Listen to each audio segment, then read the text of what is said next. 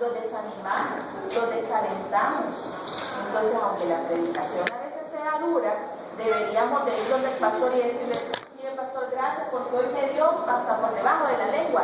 Hoy sí entendí lo que estoy haciendo mal. Le agradezco que me ha confrontado. Le digo: pastor, estaba usted y lo tenía en la mente. Pero deberíamos de agradecerlo y decirle al hombre que está predicando lo correcto. Pero si él está en la puerta, ¿verdad? Cuando todo va saliendo y todos le van haciendo mala cara, ya está. Sí, ¿verdad? Ahí no es. Y él, ¿qué va a pensar? ¿Qué dije? ¿Verdad? Quizás lo ofendí, quizás hice algo mal. No vuelve a tocar ese tema. Pero como todos enojaron, y para que no enojen, ya no predicó. Estamos deteniendo la palabra del Señor. Entonces no debemos de desalentar. Si alguien predicó un mensaje duro, agarremos lo que nos toca, ¿verdad? Y tratemos de corregir. Segunda cosa que debemos hacer: recibamos el correctivo, lo mismo que la felicitación. Nos gusta y nos encanta que nos aplaudan, que nos digan: mira, hermana, qué bonita le quedó la manualidad, mira, hermano, qué chido estuvo la clase, qué bonito estuvo la actividad que hizo, qué lindo su sermón, vea que ni me dormí. Entonces, esas felicitaciones nos llenan, nos agradan y nos gustan. Pero cuando alguien nos hace una observación, a veces lo recibimos de mala manera, nos enojamos. Pensamos entonces que todo lo estamos haciendo bien. Debemos aprender a recibir también los correctivos. Que alguien nos diga: mira, hermano, yo creo que quizás te pasaste de duro al regañar a fulano. Quizás no eran las palabras, no era el momento, no eran las personas con las que teníamos que hacerlo. A veces es necesario llamarle la atención a alguien, pero y algunos lo hacemos en un momento inadecuado, de una forma inadecuada, donde la gente que no le corresponde alrededor, y los pasamos. Viene alguien y nos da una corrección, podemos tener dos actitudes. Una, no hay, eso le importa, de así, yo aquí soy el que mando, es mi responsabilidad y yo se lo digo a quien quiera y en su cara, y cometemos dos errores. O decirle: gracias, hermano, por su llamado a atención, voy a hablar con la persona, voy a tratar de explicar. Eso es humildad, y la humildad es necesaria. Fíjate que hace poco, ya me pueden, ya conozco, y dije algo, ahí sí lo dije, pero no lo dije. No, y es que lo dije como era. Lo que pasa es que sí no lo dije en el momento apropiado. O sea, no estaba con la persona.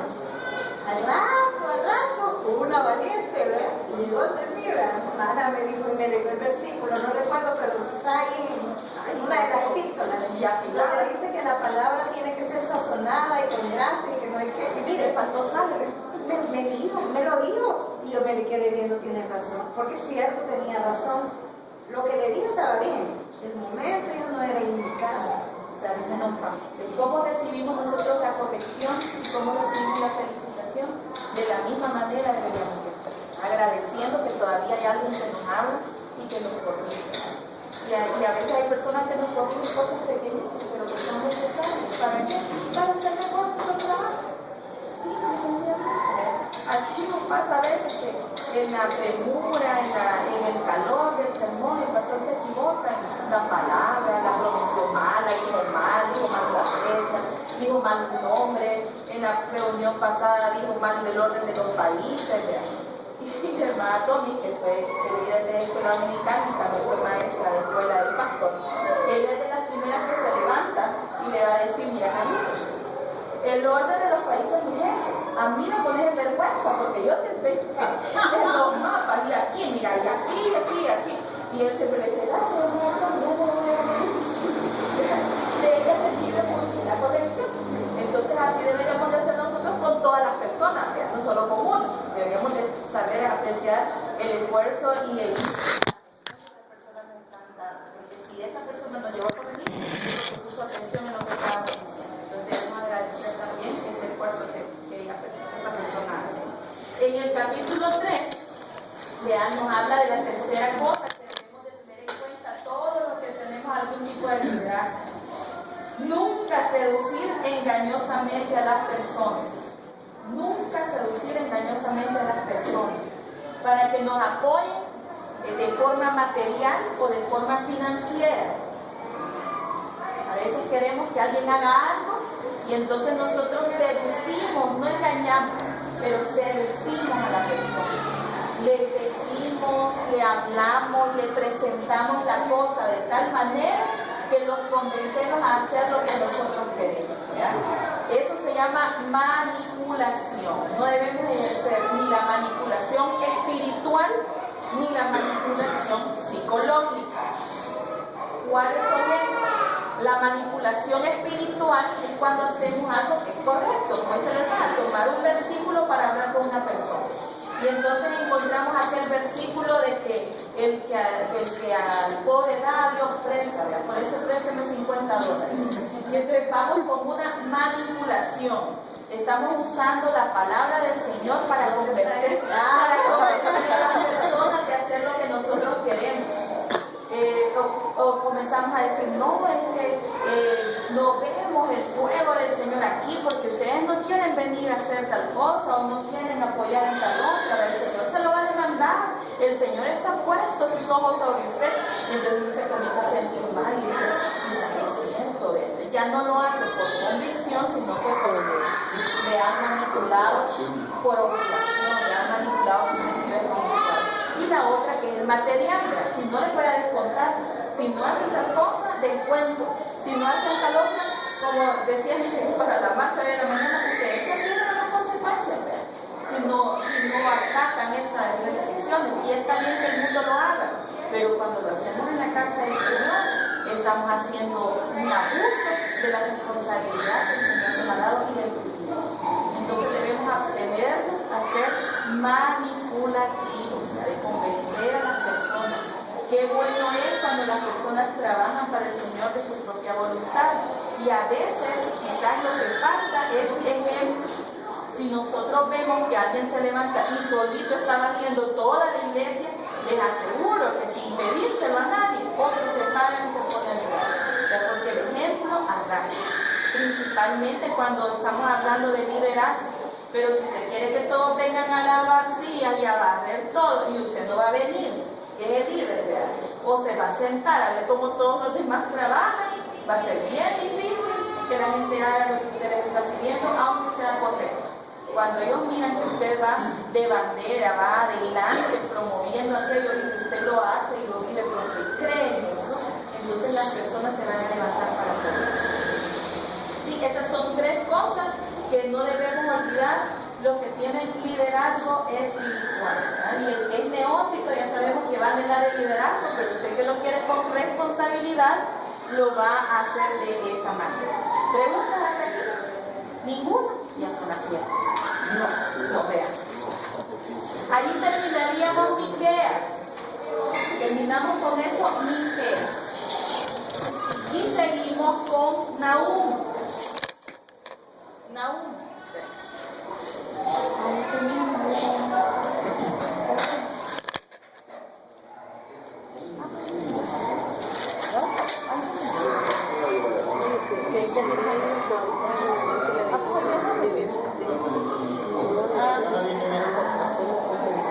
Nahum. ¿Qué significa Nahum? Consolador. Consolador. Capernaum, que fue la ciudad donde Jesús ejerció la mayoría de su ministerio, o donde tuvo su base ministerial, es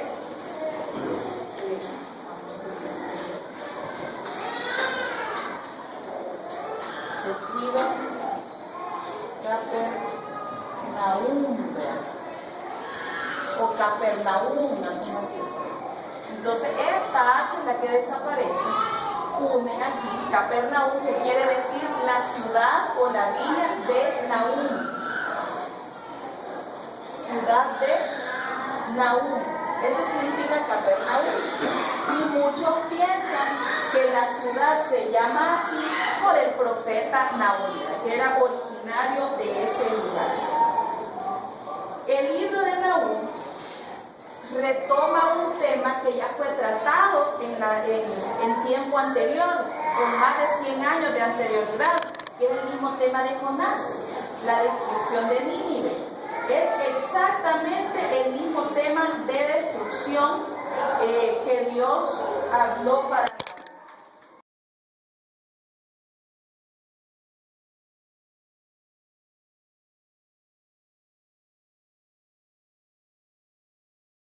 A la generación que le habló Jonás era una, toda esa generación murió, desapareció y nace una nueva generación que es a la que le va a hablar ahora Nahum. La ciudad había sido engrandecida para los tiempos de Nahum. Ya era grande en los tiempos de Jonás, pero en los tiempos de Nahum era todavía mejor. Amén. Estamos siempre con la ciudad de Nínive. Tenía 96 kilómetros de circunferencia, la muralla. Tenían 1.200 torres de vigía para guardar la ciudad. Cada 96 kilómetros y eran 1.200, estaban cerquitas. Quiere decir que ahí un ladrón no se iba a meter en esa muralla. La muralla tenía 30 metros de alto. Para ese tiempo, un rascacielos. Y de ancho dice que podían correr los carros de guerra adentro del grosor de la muralla. Entonces destruir esa muralla era imposible. Además, ya para esta época habían hecho una red de acueductos. Como ellos tienen el río Tigris al lado, habían sacado agua del río y la habían transportado hasta la ciudad de forma subterránea. Entonces no había problema que los sitiaran porque ellos tenían agua, tenían alimento y estaban asegurados. En pocas palabras, ellos eran inaccesibles, estaban protegidos en cada metro, porque con tantas torres de vigía nunca dejaba a alguien de ver algo sospechoso del movimiento. A esta misma ciudad es a la que va a hablar Nahum y divide su tema en cuatro partes. Primero les habla acerca de la paciencia de Dios, luego del orgullo del rey, muy diferente al rey de Jonás, porque el rey de Jonás, cuando le llegó el mensaje, ¿qué hizo? Se humilló. Humillarse él y humillar a todo el pueblo. Luego habla de la promesa de Judá y al final del castigo de Nínive. Vean los versos del 1 al 8 del capítulo 1 de Nahum. El orgullo del rey, tercero la promesa de Judá y cuarto el castigo de Nínive. ¿El versículo? Del 1 al 8, la paciencia de Dios.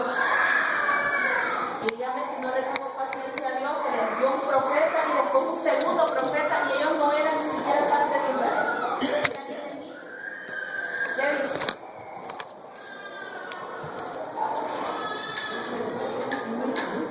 Profecía sobre Nínive. Libro de la visión de Nahum de Esposo. Jehová es Dios celoso y vengador. Jehová es vengador y lleno de indignación. Se venga de sus adversarios y guarda enojo para sus enemigos. 3. Jehová es tardo para la ira y grande en poder, y no tendrá por inocente al culpable. Jehová marcha en la tempestad y el torbellino, y las nubes son el polvo de sus pies. Él amenaza al mar y lo hace secar, y agosta todos los ríos. Basán fue destruido, y el Carmelo y la flor del Líbano fue destruida. Los montes tiemblan delante de él, y los collados se derriten. La tierra se conmueve a su presencia, y el mundo y todo lo que en él habita. ¿Quién permanecerá delante de su ira? ¿Y quién quedará en pie en el ardor de su enojo? Su ira se derrama como fuego, y por él se hienden las peñas. Jehová es bueno, fortaleza en el día de la angustia, y conoce a los que en él confían. Mas con inundación impetuosa consumirá a sus adversarios, y tinieblas perseguirán a sus enemigos. Siempre estamos pensando que el Señor es grande y misericordia, el Señor es paciente y nos da tiempo, pero el Señor es paciente hasta cierto tiempo. Nos da un tiempo de su paciencia. Y además dice, nunca tiene por inocente al que es culpable. Entonces, esta paciencia va acompañada de justicia, ¿verdad? Porque cuando sea el momento del juicio, el juicio va a llegar. Y eso es lo que pasó para Nínive. Dios tuvo paciencia con la ciudad de Nínive, a pesar que eran enemigos de su pueblo. Esta es la segunda oportunidad que le da a esa misma tierra. Ya había enviado a Jonás y por su cambio de actitud perdonó a aquella generación, tanto que vuelve y Jesús la cita en el Nuevo Testamento, ¿verdad? Cuando habla de la prueba de Jonás, la cita como algo positivo. Pero habían pasado 150 años y esta generación era distinta y se habían olvidado de todo lo que su rey les había enseñado. Y este rey, que estaba lleno de orgullo, creyó que Dios iba a tener de nuevo paciencia con él. Pero dice, Dios no tiene por inocente el culpable. Así como hace justicia con el enemigo de su pueblo, así también hace justicia con su pueblo. Dice que Jehová es tardo para la ira, pero también es grande en poder. Y que nos ama mucho, pero su paciencia tiene una medida. ¿Sí? Tiene una medida, no es eterna. Su paciencia tiene un tiempo. Y ese tiempo de su paciencia es para nuestro arrepentimiento. Entonces no es que Dios sea malo, ni que Dios sea cruel, o que Dios sea violento. Él tiene paciencia, le dio 500 años a esta tierra de Nínive. 500 años Nínive fue aterrorizando a todos sus vecinos. Y hasta los 500 años Dios hizo justicia, les mandó 2 profetas, por lo menos 2 que la Biblia registra, para que se arrepintieran. En la primera vez aprovecharon su oportunidad, pero volvieron a hacerlo mal. Así que la paciencia del Señor tiene un límite, y eso nosotros debemos entender. Siguiente, el orgullo del rey. Vamos a trabajar los versos del 9 al 14. Léame el 1:11. 1:11. Ajá. De ti salió el que imaginó mal contra Jehová, un consejero perverso. ¿Quién es ese consejero perverso? Es el rey Sennacherib. Sennacherib es el que condujo la invasión en el tiempo de Ezequías, ¿se recuerdan?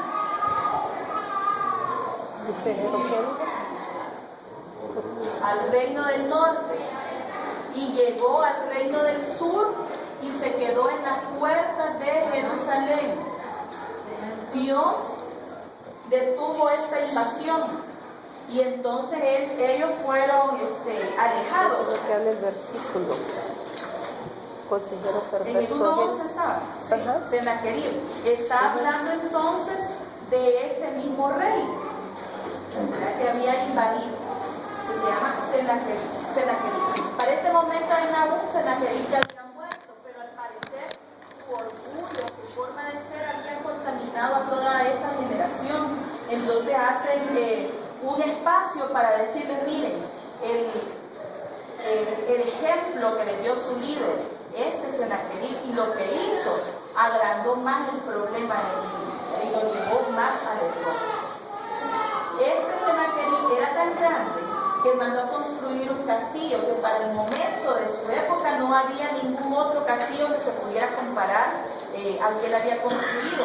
El nombre del castillo era el Sin Rival, porque no había otro castillo en todo el mundo que se pareciera a lo que él había hecho.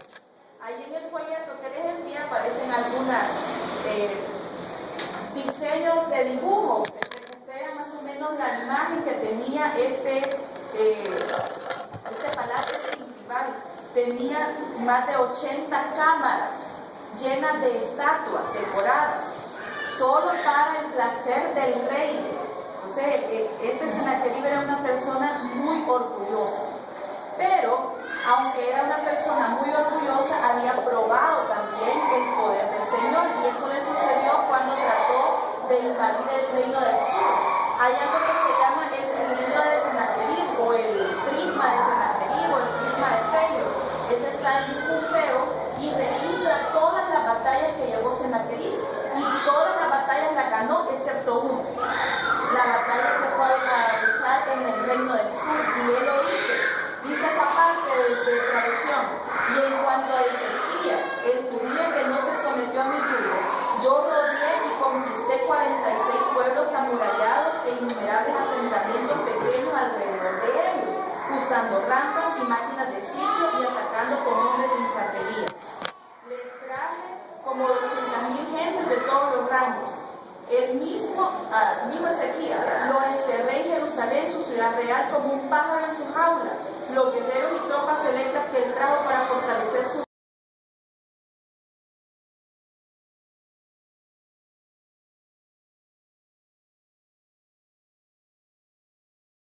ganar la batalla. Dice que conquistó todos los alrededores y más adelante los entregó a otras ciudades vasallas, pero no pudo conquistar lo que él esperaba, que era la ciudad de Jerusalén. Entonces esta es una evidencia externa de lo que nos dicen los profetas, porque habla del libro de Segunda de Reyes, donde se menciona el rey Ezequías, pero también confirma las cosas que hemos estado viendo en los profetas menores. Entonces es parte de las evidencias externas. La promesa que Dios hace a Judá está en el verso 15, que es una promesa de restauración. Léanmela, por favor. Donde dice que nunca más sería asediada, a esto nunca más lo volverán a ver. ¿En el 15? Sí, ajá. Que trae buenas nuevas, porque anuncia la paz, celebra con Judá fiestas, punto por punto, porque nunca volverá a sobre todo.